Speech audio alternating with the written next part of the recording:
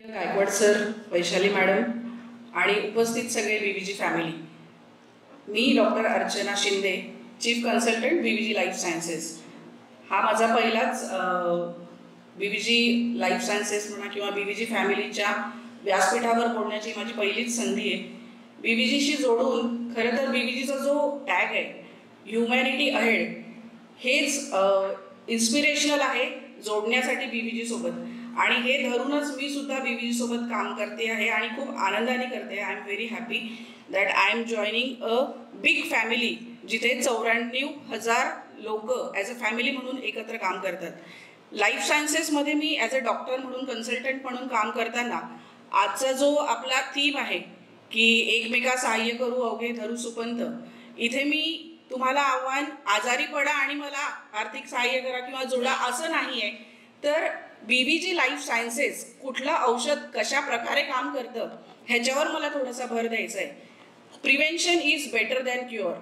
आजारी पडल्यावर तर आपण सगळेच डॉक्टरकडे जातो, खूप मोठे हॉस्पिटल्स आपल्यासाठी अवेलेबल आहेत, पण आजारी पडूच नये यासाठी प्रिव्हेन्शन म्हणून जर आपण औषधं घेतलीत, नित्यनेमानी नाही पण वर्षातनं 2 महिने 3 महिने जर आपण औषधं घेतलीत तर आपण आपलं आरोग्य चांगलं ठेवू शकतो. आपल्यासोबत आपल्या फॅमिलीचं सुद्धा आपण ह्याच प्रकारे आरोग्य चांगलं ठेवू शकतो. बीव्हीजी लाईफ सायन्सेस एक मागच्या 7-8 वर्षात त्यांनी खूप छान बेस तयार केला आहे, ज्याच्यामध्ये साधारण 98 औषधं म्हणजे 98 औषधांचं एक पूर्ण प्रॉडक्ट रेंज आपण तयार केली आहे. आणि आत्ता आपण त्याचं प्रपोगेशन जनसामान्यात घराघरात पोहोचेल यासाठी आपण प्रयत्न करतोय. आमच्याकडे खूप पेशंट्स ऑलरेडी जोडल्या गेले आहेत, भारतात आहेत, भारताबाहेरचे खूप सारे पेशंट्स आहेत. वेगवेगळ्या दुर्धर आजारावर आपण औषधं देतो. त्याच औषधांची माहिती आपल्याच घरातल्या आपल्याच एम्प्लॉईजला व्हावी, ही सगळ्यात मुख्य उद्देश आजच्या या प्रेझेंटेशनचा आहे. सबनी सरांनी मुख्य आपण काय वेगळं करतो, बाकीचे खूप सारे आयुर्वेदिक कंपनी आहेत की ज्याच्यामध्ये आयुर्वेदिक औषधं दिली जातात, पण आपण त्यांच्यापेक्षा वेगळं कसे आहेत. तर आता MBBS डॉक्टरांकडे जेव्हा तुम्ही जाल आणि त्यांना म्हणाल की मी हे आयुर्वेदिक औषधं घेतो कुठलेही, तर ते त्यांच्याकडनं सगळ्यात पहिले नकार येतो की नका घेऊ. रिझन त्याच्या मागचं हे आहे की ते औषधं किती ऑथेंटिक आहे हे कोणाला माहिती नसतं. बऱ्याच जणांना त्याचे साईड इफेक्ट्स दिसतात. आपलं औषध आत्तापर्यंत मी जेवढ्या पेशंट्सला दिलंय, एकही पेशंट माझ्याकडे त्याची साईड इफेक्ट्स घेऊन आलेला नाही किंवा तक्रार घेऊन आलेला नाही.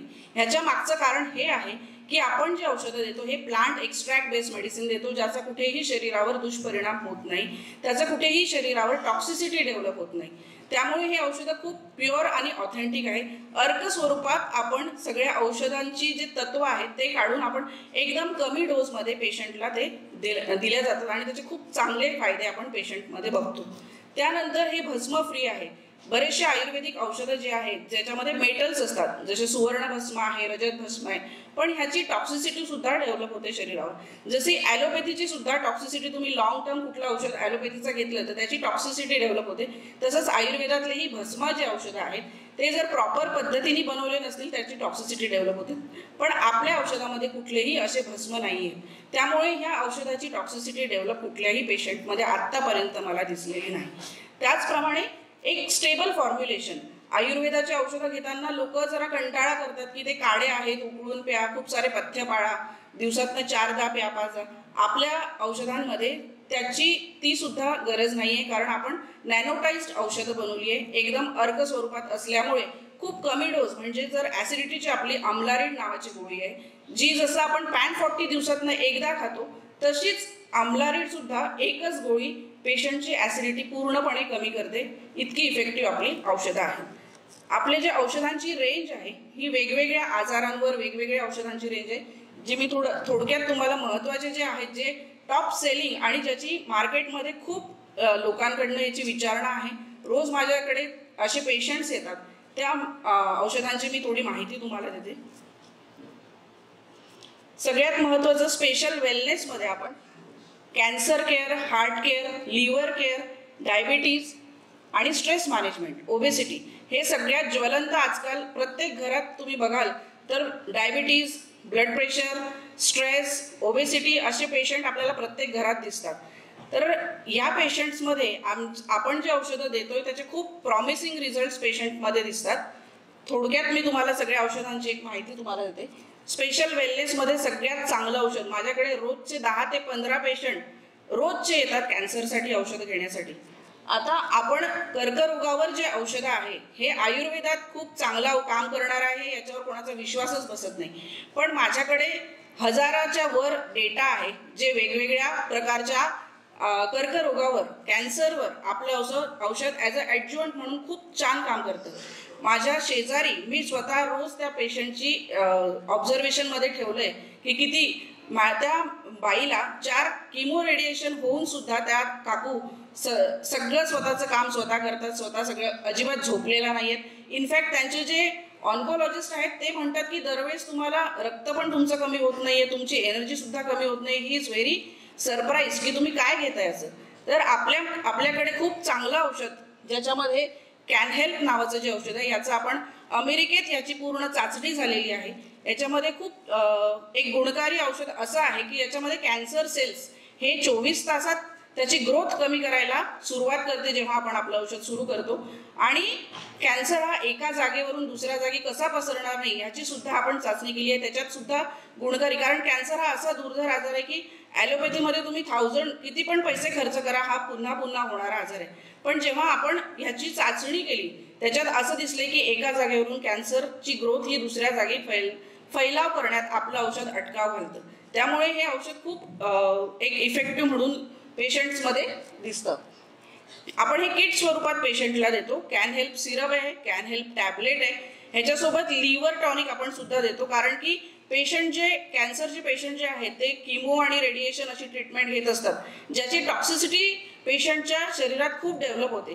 तर ती टॉक्सिसिटी कमी होण्यासाठी आपलं लिव्हर टॉनिक खूप इफेक्टिव्ह असं प्रूव्ह झालेलं आहे. माझ्याकडे काही व्हिडिओज सुद्धा आहेत पेशंट्सचे. एक 78 इयर्स ओल्ड मामा सरकारकडच्याच आपले रिलेटिव्ह आहेत ज्यांना ब्रेन कॅन्सर झाला होता, सर्जरी झाली. 78 इयर्स ओल्ड त्या आहेत पेशंट्स. त्यांची सर्जरी झाल्यावर त्यांना 32 रेडिएशन सांगितले. 78 इयर्सला 32 रेडिएशन झेपणं शक्य नाही. पहिले तर सर्जरी झेपणं शक्य नाही. त्यांची सर्जरी झाल्याबरोबर आपण ताबडतोब आपलं औषध सुरू केलं. त्यांचा मला 32 त्यांच्या रेडिएशन झाल्यावर सेम डेला संध्याकाळी फोन आला की मी माझा स्वयंपाक केलाय, मी रेडिएशन घेऊन आली, मी एकदम ठणठणीत बरी आहे आणि माझं ट्रीटमेंट घेतल्यावर सुद्धा 4 किलो वजन वाढलंय. तर हे रेडिएशनची कमाल तर नाहीये, ही नक्कीच आपल्या औषधाची कमाल आहे की त्यांची जी प्रतिकार शक्ती आहे, कॅन्सर ट्रीटमेंट सुद्धा जी रेडिएशनची जी ताकद असते ती खूप पेशंटला आजारापेक्षाही त्याची साईड इफेक्टमुळे पेशंट खूप खचतो. तर ती एक प्रतिकार शक्ती वाढवण्याचं काम आपल्या कॅन्सर ट्रीटमेंटने केलं आणि त्या आजही आपली ट्रीटमेंट घेत आहेत. माझ्याकडे मुंबईची एक पेशंट आहे, 17 वर्षाची मुलगी, जिला ब्लड कॅन्सर आहे. मागील 3 वर्ष झाले तिला क्लोज मॉनिटरिंग सुरू आहे. ती कॅन्सर फ्री आहे, ती फक्त आपल्या औषधावर आहे. आणि त्यांचेही ऑन्कोलॉजिस्ट म्हणतात की तुला अजिबात गरज नाही कुठलेही कॅन्सर औषध घ्यायची, कारण तुझ्या शरीरात आताही कॅन्सर उद्भवलेला नाही. असे खूप सारे उदाहरणं आहेत की आपलं औषध इतकं इफेक्टिव्हली काम करतं. आपण प्रत्येक औषध हे लॅबोरेटरीमध्ये टेस्ट करून मग आपण प्रत्येक हे पेशंट समोर आणलेलं आहे. ह्या काही खूप महत्त्वाच्या स्टडीज आहेत ज्याच्यामध्ये आपल्याला रिझल्ट मिळालेले आहेत. माझ्याकडे खूप सारा डेटा आहे, पण माझ्याकडे 15च मिनिटं असल्यामुळे तो डेटा मी काही सगळा तुमच्या समोर मांडू नाही शकत. काही महत्त्वाच्या केसेस ह्या आहेत. आपण प्रत्येक वेगवेगळ्या प्रकारच्या कॅन्सरवर आपलं औषध इफेक्टिव्ह कसं आहे हे आपण याचा आमच्याकडे सगळा डेटा मेंटेन केलेला आहे आणि खूप चांगल्या सक्सेसफुल स्टडीज आहेत. जसं कॅन्सरवर खूप चांगलं औषध आहे तसंच आपलं हार्टवर सुद्धा, हार्ट केअरसाठी सुद्धा खूप चांगलं औषध आहे. आता इथे मी तुम्हाला स्पेशली कॅन्सर झाल्याशिवाय आपण कॅन्सरची ट्रीटमेंट सुरू करत नाही हे योग्य आहे, पण हार्ट पेशंटसाठी आपण, मला असं वाटतं की ॲज अ प्रिव्हेंटिव्ह म्हणून आपण जास्ती भर द्यावा. ज्या लोकांमध्ये ज्यांच्या घरात हार्ट केसेस आहेत किंवा डायबिटीजच्या केसेस आहेत, असे जे रुग्ण आहेत किंवा असे जे फॅमिलीज आहेत, त्यांनी ॲज अ केअर म्हणून, सेल्फ केअर म्हणून, प्रिव्हेंटिव्ह म्हणून आपलं जे हार्ट किट आहे हे वर्षातनं 2 महिने प्रिव्हेंटिव्ह म्हणून औषध जर घेतलं तर खरंच खूप चांगले रिझल्ट्स या पेशंटकडनं मला फीडबॅक आलेला आहे की आम्हाला खूप चांगलं वाटतंय. मला वाटतं माझे खूप सारे पेशंट, छोले सर आहेत, स्वतःही औषध घेतात. खूप जण आहेत असे की इवन सर तुम्ही पण माझ्याकडे आपण कन्सल्ट केलंय. सो असे खूप सारे आपले घरातलेच पेशंट्स आहेत ज्यांना खूप चांगला फीडबॅक मला मिळालेला आहे. सो प्रिव्हेंटिव्ह म्हणून आपण जे हार्ट केअर आहे ज्याच्यामध्ये कार्डिक्लिन सिरप आणि रिद्वेल टॅबलेट असं पूर्ण कम्प्लीट एक किट आपण पेशंट्सला देतो. तर हे ॲज अ प्रिव्हेंटिव्ह म्हणून घेऊ शकतो.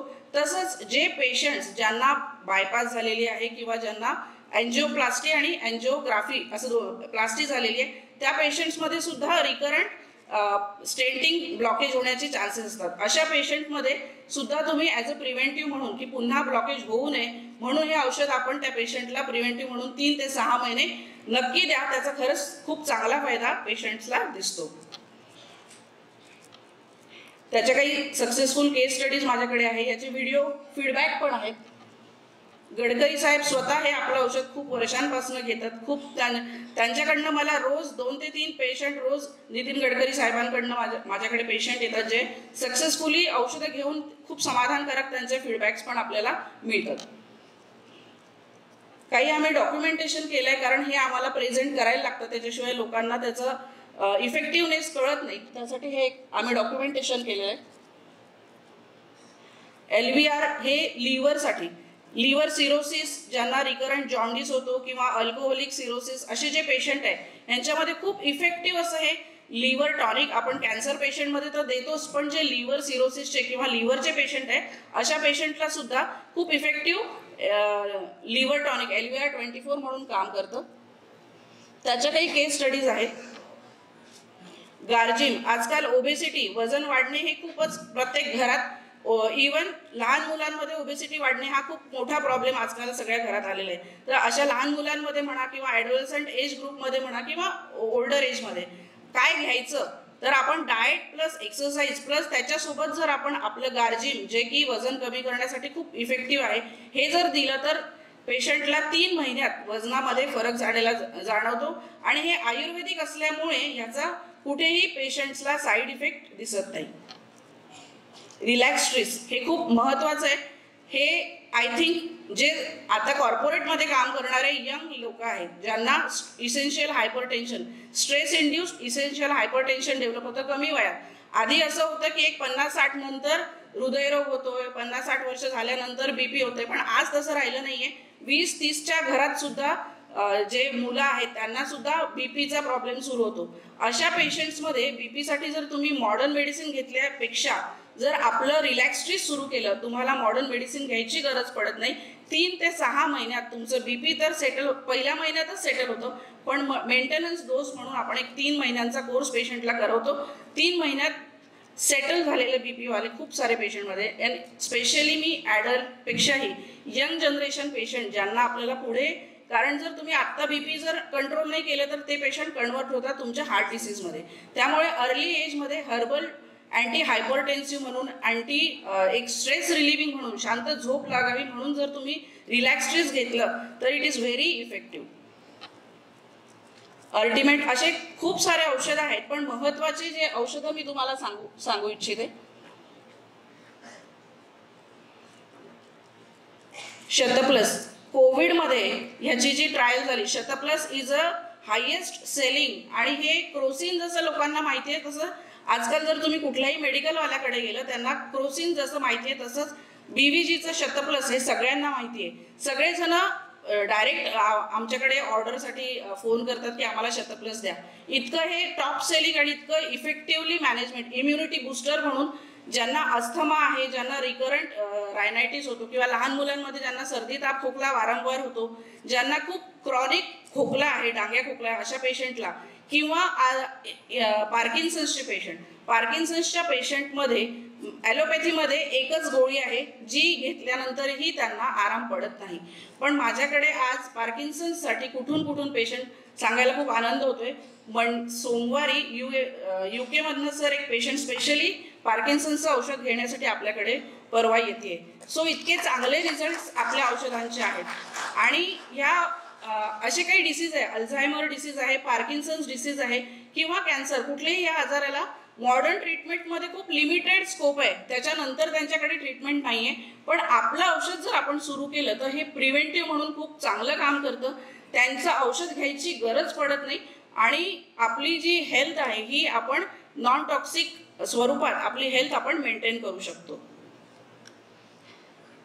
त्याचप्रमाणे आता सीझनल कफ कोल्डसाठी कॉफॉक्सी नॉन सेडेटिव्ह बरेचसे कफ सिरप असे असतात की जे घेतल्यानंतर ट्रेमर्स येतात किंवा झोप येते, ड्रायव्हिंग करू शकत नाही, तर ते घेतल्यापेक्षा जर आपण हर्बल कॉफॉक्सी आपलं जे कफ सिरप आहे खूप छान रिझल्ट्स आहे याचे, एकदम सुदिंग आहे, यानी ट्रेमर्स तर येतच नाही, शांत झोप पण लागते आणि कफ खूप लवकर कमी होतो. ओला कफ असू दे किंवा ड्राय कफ असू दे, खूप चांगले रिझल्ट्स कफ सिरपचे आहेत.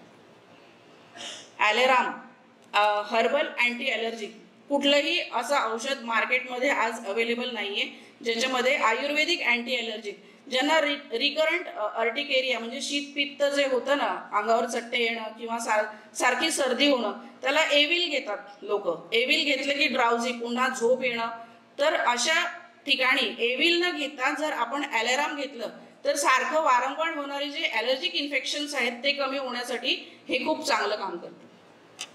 अमलारेड हे सुद्धा एक हर्बल अँटासिड जे इफेक्टिव्हली खूप चांगल्या पेशंट्समध्ये याचे फीडबॅक्स आहेत. आपण हे कॅन्सर पेशंटमध्ये तर किटमध्ये देतोच, पण डे टू डे लाईफमध्ये बऱ्याच पेशंटला अशी सवय असते की सकाळी एक पॅन्डी खायची आणि कामावर निघायचं, एक ती सवय झालेली असते. पण त्यांना हे माहीत नसतं की लॉंग टर्म जर तुम्ही रोज पॅन्डी खाल्ली, तुम्ही अल्सर्स घेऊन येणार, पेप्टिक अल्सर्स डेव्हलप होतात जर लॉंग टर्म तुम्ही पॅन्डी खाल्ली. ते खाण्यापेक्षा तुम्ही अलाराम खा, ॲम्लारिड खा, you will not have any side effect of it, you will not have any ulcer of it, आणि तुम्हाला एक खूप चांगलं प्रोटेक्टिव्ह कव्हरिंग मिळेल ॲसिडिटीसाठी. प्रतिकेअर हे सुद्धा एक खूप इफेक्टिव्ह इम्युनिटी बूस्टर आहे. डायजेस्ट्रेन, डायजेशनसाठी जे डे टू डे लाईफमध्ये आपल्याला इंडायजेशनचे प्रॉब्लेम्स होतात त्याच्यासाठी एक डायजेस्ट्रेंथ म्हणून खूप छान काम करतं. त्याचप्रमाणे थायरॉइडवर आजकाल लोकांना असतं की थायरॉइडची गोळी सुरू झाली की मला नेहमीसाठी थायरॉइडची गोळी खावी लागेल, त्यासाठी खूप इफेक्टिव्ह आपण थ्रीटीमेंट म्हणून जी टॅबलेट आहे ती आणलेली आहे, जी सुरुवातीला जर तुम्हाला थायरॉइड डिटेक्ट झाला असेल आणि तुम्ही थायरॉइडची गोळी न घेता ही गोळी सुरू करा, you will not depend on the allopathy medicine. या गोळीनेच तुमचं थायरॉइड मेंटेन राहू शकतं आणि याची टॉक्सिसिटी कुठे डेव्हलप होत नाही. डायबिटीज, रोजचे माझ्याकडे खूप सारे पेशंट आहेत ज्यांची डायबिटीज, आजकाल डायबिटीज रिव्हर्सल प्रोग्राम सुरू आहे ज्याच्यामध्ये डायबिटीज हा आजार पूर्णपणे कसा कमी होईल ह्याच्यावर बरेचसा प्रयत्न चालू आहे. तर डायबिटीज रिव्हर्सलसाठी आपल्याकडे सुक्रिया नावाची खूप चांगली गोळी, त्याच्यासोबत डायटॉनिक, असं दोन्ही सोबत आपण देतो. 3 महिन्यात पेशंटचं डायबिटीज कंट्रोल येऊन बऱ्याच पेशंटला मी त्यांचं रेग्युलर डायबिटीजचं जे ॲलोपॅथी मेडिसिन आहे ते थांबवलंय, तरी सुद्धा आपल्या औषधांनी त्यांचा डायबिटीज कंट्रोलमध्ये आहे. आणि बरेच दिवसानंतर जेव्हा त्यांना पटतं की नाही माझा डायबिटीज कंट्रोलमध्ये राहू शकतो, डाएट आणि एक्सरसाइज प्लस आपलं औषध अशाने डायबिटीज कंट्रोलमध्ये आपण ठेवतो. पेन मॅनेजमेंटमध्ये पिनामेंट ऑइल, पिनामेंट कॅप्सूल, फ्रोझरीड, रुमानोसा, पूर्ण रेंज आहे आपल्याकडे. आपण एक असा कुठलाच अँगल ठेवलेला नाही आहे की जिथे आपलं औषध नाही आहे. सो रेंज ऑफ मेडिसिन्स आपण या एक 7 ते 8 वर्षात पूर्ण तयार केले आणि ते लोकांसाठी आणलेत. पार्किन्सन्स मगाशी जसं मी सांगितलं त्याच्यामध्ये लिवाडोपा नावाचं एक औषध असतं जे ॲलोपॅथीवाले देतात.